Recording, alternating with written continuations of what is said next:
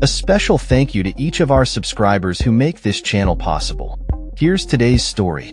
In the wake of escalating conflict with Hamas and Hezbollah, Israel is grappling with not only the profound human cost, but also a staggering financial burden that threatens the stability of its economy. The war, which erupted following a surprise attack by Hamas on October 7, 2023, has seen military spending skyrocket, leading to serious concerns about the long-term implications for the nation's fiscal health.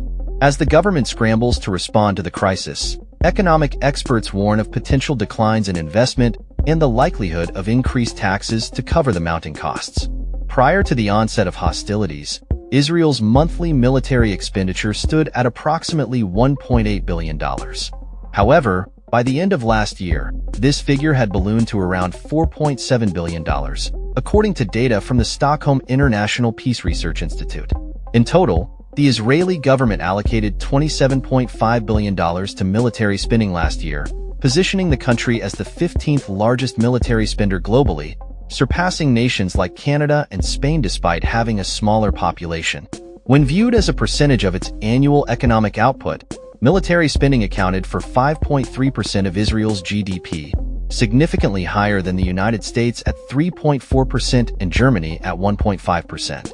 While this figure pales in comparison to Ukraine, which allocated a staggering 37% of its GDP to defense in the face of Russian aggression, it nonetheless raises alarms about the sustainability of such spending in the long term. The immediate economic repercussions of the conflict have been severe. In the 3 months following the attacks, Israel's economic output contracted by 5.6%, marking the worst performance among the 38 countries in the Organization for Economic Cooperation and Development, OECD. Although there was a modest rebound with a growth rate of 4% in early 2024, the economy only managed a meager 0.2% growth in the second quarter. The ongoing conflict has also wreaked havoc on the economies of Gaza and the West Bank. In Gaza, where 90% of the population has been displaced, the unemployment rate has soared, leaving the majority of the workforce without jobs. The West Bank has similarly suffered, with tens of thousands of Palestinian laborers losing their positions in Israel following the outbreak of violence. The World Bank reported a staggering 25% contraction in the West Bank economy during the first quarter of the conflict. Israel's military mobilization has further strained its labor market. With many reservists called up for duty and military service extended, the labor supply has tightened, leading to increased security concerns that deter foreign investment. Additionally, disruptions to air travel have crippled the tourism sector, which is a vital component of the Israeli economy. As the conflict drags on, the government faces mounting pressure to provide housing for thousands displaced from their homes in southern Israel and along the northern border with Hezbollah. The protracted nature of the fighting has raised significant concerns among economists regarding the long-term viability of the Israeli economy. Unlike the brief 34-day war with Hezbollah in 2006, this conflict has no clear end in sight, prompting Moody's ratings to downgrade Israel's credit rating by 2 notches, citing the uncertain economic landscape. Despite these challenges, Israel's economy is not on the brink of collapse. The country boasts a diversified and highly developed economic structure, bolstered by a robust information technology sector that continues to generate tax revenues and support defense spending. Unemployment rates remain relatively low, and the TA-35 stock index has risen by 10.5% this year, indicating some resilience in the face of adversity.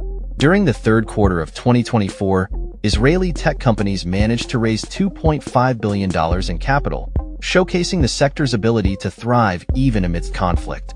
Economists like Zvi Eckstein from the Aaron Institute for Economic Policy emphasize that Israel entered this conflict with a strong economic foundation, with government debt at a manageable 60% of GDP. However, as military spending continues to rise, this figure is projected to increase to 80% if the fighting persists without a resolution. Finance Minister Bezalel Smotrich has outlined a budget for 2025 that anticipates a deficit of less than 4%, which he argues will help stabilize Israel's debt burden. However, Moody's forecasts a higher deficit of 6% for the coming year, raising concerns about the implications for public services and tax rates. Karnat Flug, a former head of Israel's central bank, has warned that the credit downgrade could lead to higher borrowing costs, further constraining government budgets and necessitating cuts to social programs. In response to the escalating financial demands, the U.S. has stepped up its military aid to Israel, with support reaching a record $17.9 billion since the onset of the conflict. This assistance comes on top of the $3.8 billion in annual military aid previously provided under a deal established during the Obama administration. The U.S. has also historically extended financial support during times of crisis, including credit guarantees to help Israel manage its borrowing costs.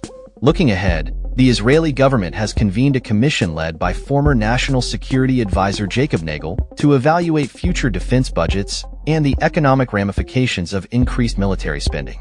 Economists suggest that any viable budget moving forward will likely require a combination of tax increases and cuts to social spending to foster a post-war economic recovery and accommodate ongoing defense expenditures.